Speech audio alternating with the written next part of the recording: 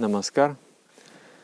To attain profound inner peace, one has to become internally very, very strong. We need to be at the same time gentle, subtle, but also fearless. Without that fearlessness, we cannot hope to achieve perfect stillness of the mind. Always there will be worries, always there will be trembling of the mind. Fearlessness comes out of strengths. There are different kinds of strengths. Physical strengths, physical power, psychic strengths. If you start to pump your muscles or if you train martial arts, you acquire quite a measure of confidence. Or if you are very prepared and mentally astute, sharp, you also become confident. Yet, there is another kind of confidence which excels all of this. It is better than all of this. There is a spiritual power, and I'm sure you will experience this state in one of your meditations. Sometimes when you sit and you are able to concentrate your mind and you somehow manage to go and touch the spiritual realm, then you feel inspiration. You feel that sort of confidence that I can walk upon the water, I can cross the mountains, whatever I can think, I can achieve. So, it is a beautiful state. In that state, everything is possible. Because the success really depends on inspiration. That inner energy that just removes all the obstacles. So yogis aspire to always remain in that state of ultimate psychological health. How to achieve that spiritual energy? Where does it come from? Obviously, it comes from the spirit. When the mind is drenched with the spirit, when the mind becomes like a sponge, you put the water on the sponge, it becomes very heavy. So, in the same way, when the mind absorbs the vibrations of the spiritual realm, that moment you feel inspiration. That moment you feel ultimate confidence. So for that, meditation is good, but more importantly,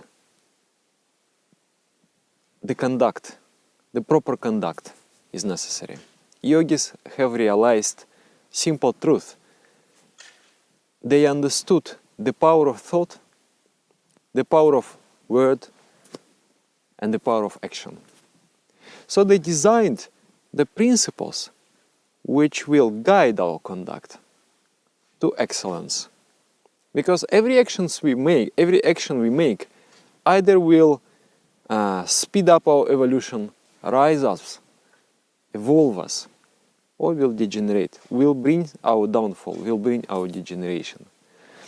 So many times people carry a lot of heaviness within them that comes out of actions which were not in line with the harmony.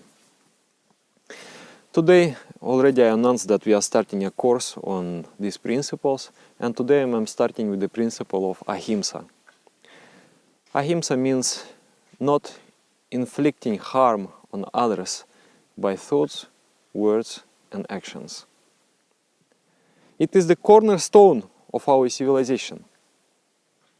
It propels us from barbarism to civility in the social life. Without this principle, there is no society. There is a crowd of savages, barbarians. And that principle endows us with the society. And in the individual life, following this principle make person so peaceful, so confident, that it is said in yogic scriptures, Patanjali describes this siddhi, the perfection of this principle, when you follow ahimsa thoroughly, then you become such. You are devoid of aggression and you are devoid of fear. There will be no fear and no also brutality in you. So everyone around you becomes peaceful. You emanate such a harmony that there will be no quarreling, no fights in your environment. Everyone will like to be in that state of harmony. Nobody will like to fight. Even the stories are there describing great yogis sitting by the tiger, and even such a ferocious animal will have no idea to harm a yogi, because there is no emanation of fear and there is no emanation of aggressiveness.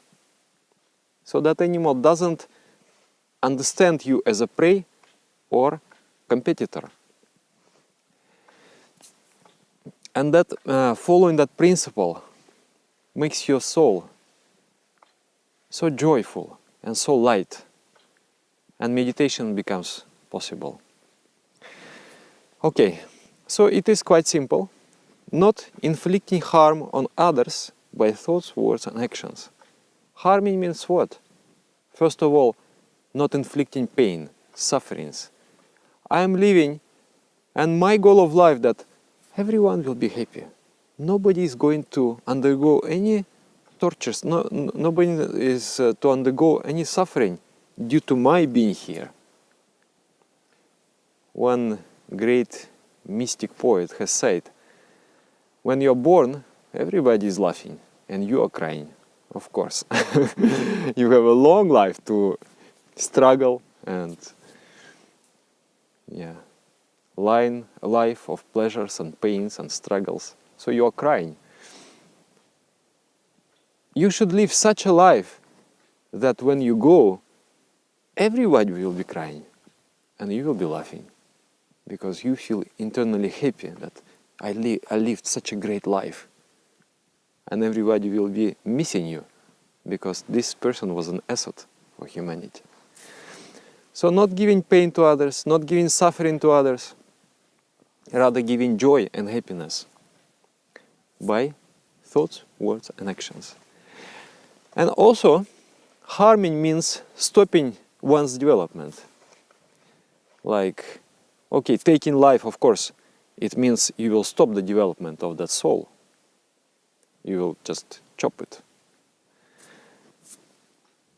But also in the mental sphere, if someone wants to progress, someone wants to develop, to get education, and you will say to the person, why you need to get education? Just learn how to cook this food and it will be enough for you.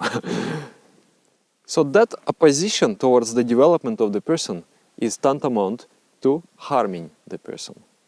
Or if someone wants to achieve spiritual growth, elevation of the mind, and is sitting and trying to concentrate, and you are putting some very loud and stupid music, and you destroy the concentration of that person, you are harming that person tremendously.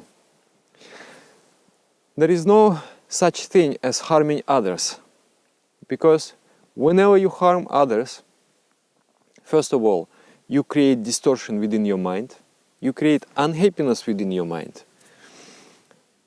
And secondly, the reaction of your original action will certainly come one day. So the suffering that you cause to the world will come back to you. Not only that, before it comes back to you, it's actually release, is the end of your suffering, is the ultimate suffering.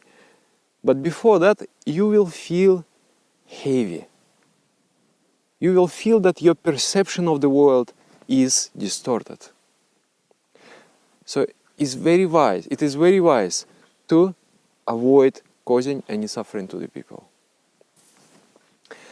I remember one time I thought that I'm quite good at this principle. I am not harming anybody. I am a good person. I think so. But one day I came to a small town populated by, there were many xenophobic people.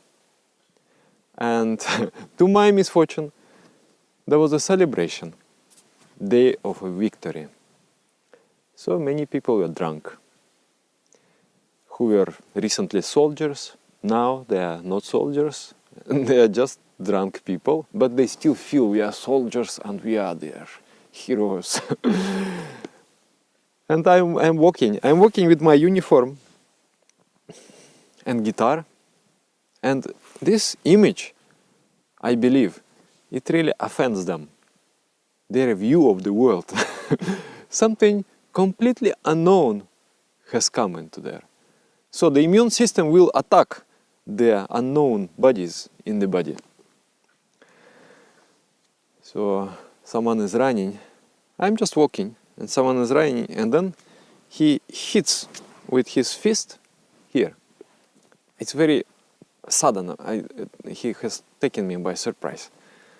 Then I turn back, then I look at him, very much fire in my eyes.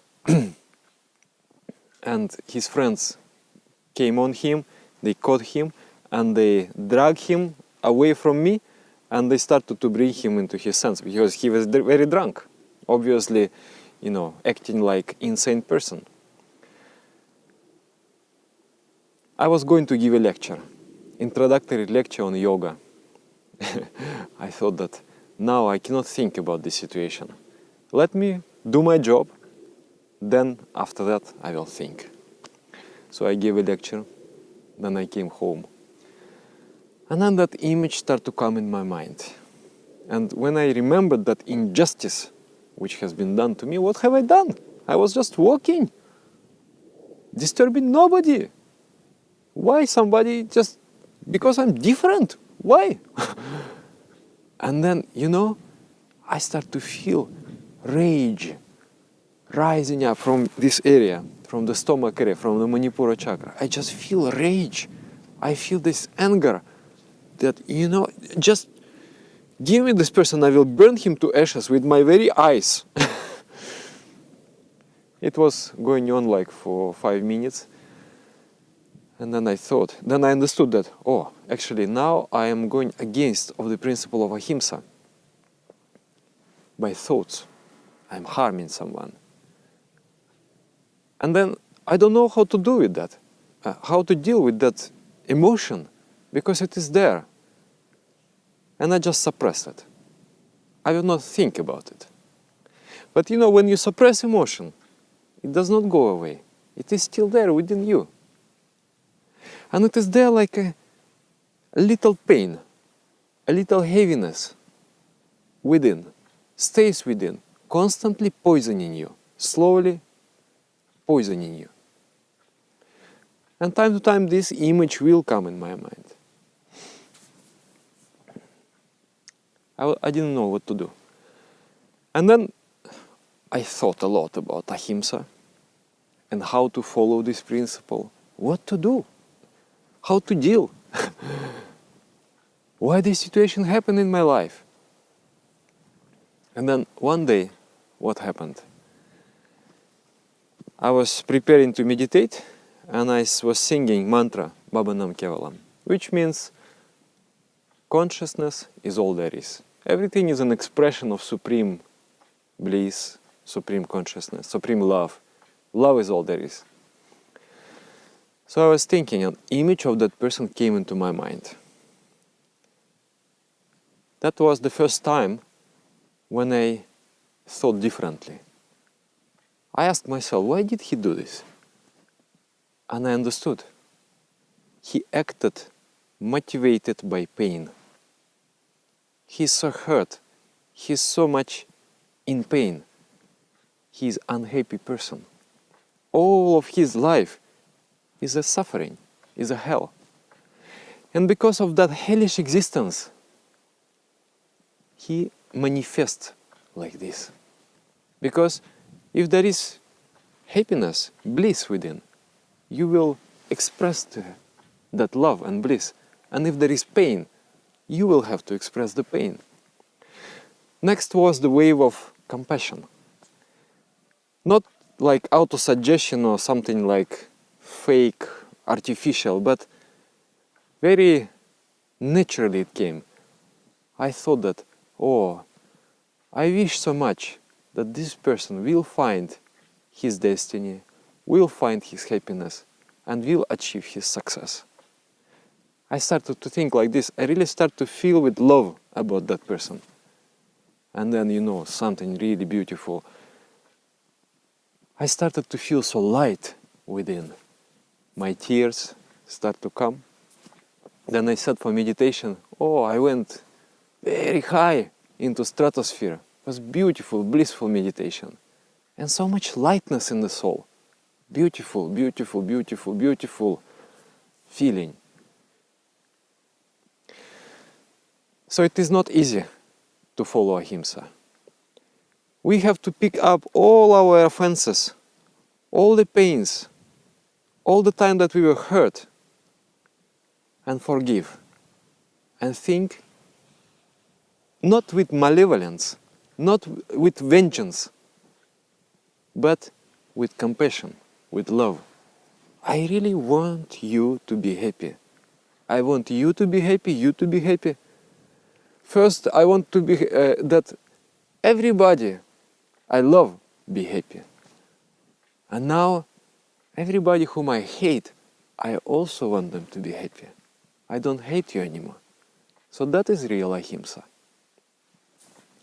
But here, there may be some confusion. There may be some confusion. Sometimes, when we try to follow ahimsa, we become goody-goody. But we should not be goody-goody. We should be good. My master has said, you should not be goody-goody boy. You should be a good boy. What is the difference? To be good, you have to be strong. One thing, you have to be strong. And second, you have to know what is right and what is wrong. And to be goody-goody, you don't need to be strong. You don't need to know what is right and what is wrong. You only have to know what is pleasant and what is unpleasant. And you just try to be pleasant for everybody, and that is called goody-goody. The goody-goodiness will not do, because the goody-goodiness will not establish any justice and happiness in this world. Rather, it will multiply the problems. So we have to understand what is right and what is wrong, and also summon courage within to follow the right and reject the wrong.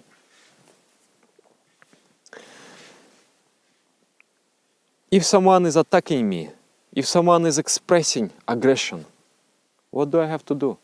Should I just surrender and in this way follow ahimsa? Such interpretations are there. Even if the enemy invading your country, even at that moment, if you don't take up arms, that means you are coward and hypocrite. Because the situation comes where you have to protect the life. When you take arms to protect life is one thing. And if you take arms to harm the life is another thing. The very same action, two different attitudes, two different flows. One is righteous and another one is sinful. So, for self-protection, it is not forbidden to utilize force. You catch the mouse, even the mouse, a tiny mouse, it will bite you because of self-protection. And the mouse will not feel, oh, I have sinned because boy, bitten this big guy. The mouse will bite. It is a natural. Spirituality will never advise to do anything unnatural. Spirituality always flows parallel to the nature. It is our nature. It is our highest nature. But we need to see how much force needs to be applied. That is the question. Creatures of this world divided into three categories. Jata Shatru, Jata Mitra, and nirapeksha means born enemy, born friend, and neutral. Like insects, for example, mosquito. It is a born what? Friend? Born enemy. It comes to suck your blood. So killing that mosquito is not a sin. You don't want to harm, but you're doing it out of self-protection. In a similar way, there are insects eating your crops and so many things.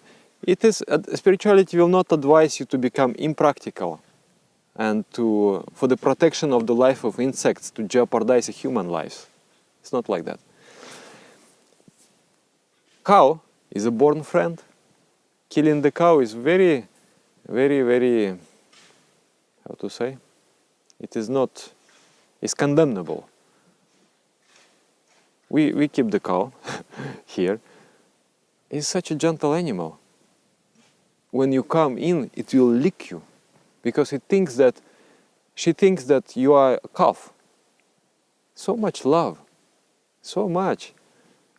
And to kill that beautiful animal, it's really a vicious action. So should not kill. Human being is a nirapeksha, neutral by nature, but may become friend and may become enemy. So in case the human being becomes inimical, then he falls in the category of an enemy. And that force can be utilized against such a human. In case someone wants to poison you, burn your house, take away your possessions, such as land, and thereby starve you to death, abduct your wife, and doing such actions, that time person becomes inimical. In that case, force can be used against that person. And there is no... Otherwise, we have to be hypocrites, because police and army is needed for the maintenance of the state. And if they are not utilizing the force, then the existence is meaningless. Okay, so we understood that. For self-protection, for the protection of righteousness, for the protection of the weak, for the protection of justice in the society, force can be utilized. It is not going against of the code of Ahimsa. Then another question is what to eat. Sometimes these meat-eating people, they are taunting vegetarians. They're saying, but how about cucumber? You killed the cucumber. Poor cucumber. You should not kill the cucumber. Yes, it is true.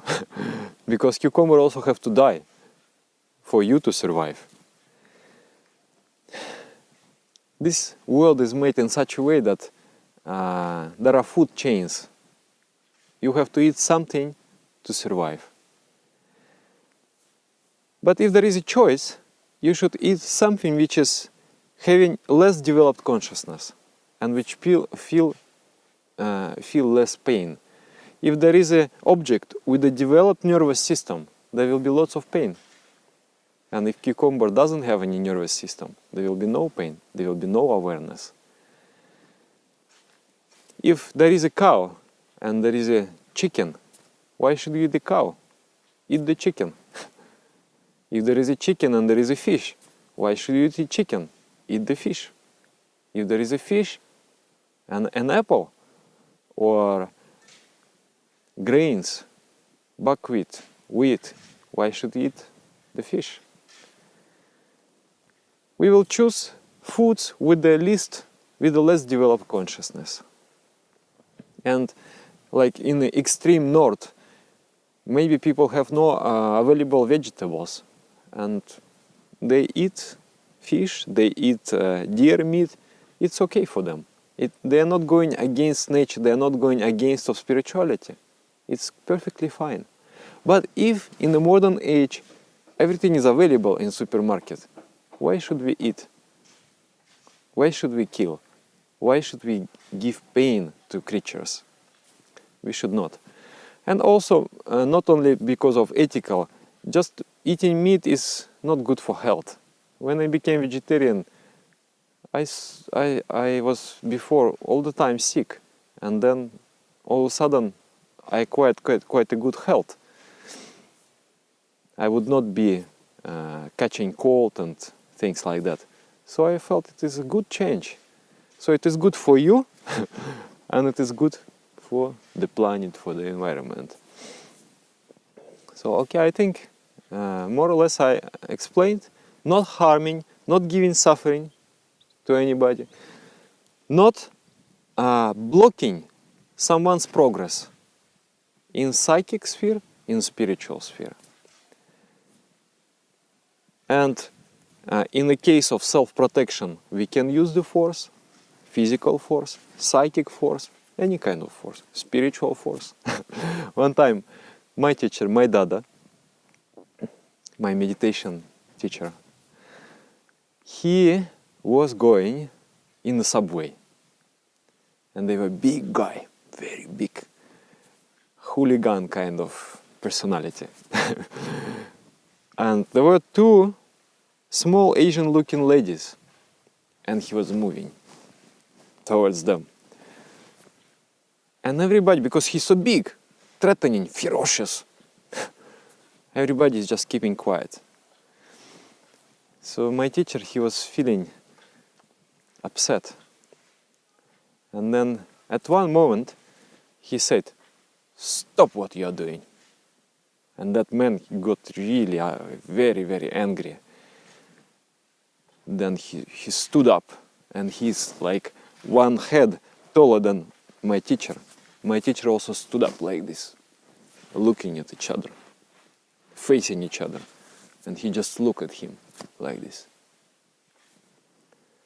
After maybe a minute of this confrontation, that is a psychic confrontation, he started to swear, pronounce bad words, and he walks away out of the train.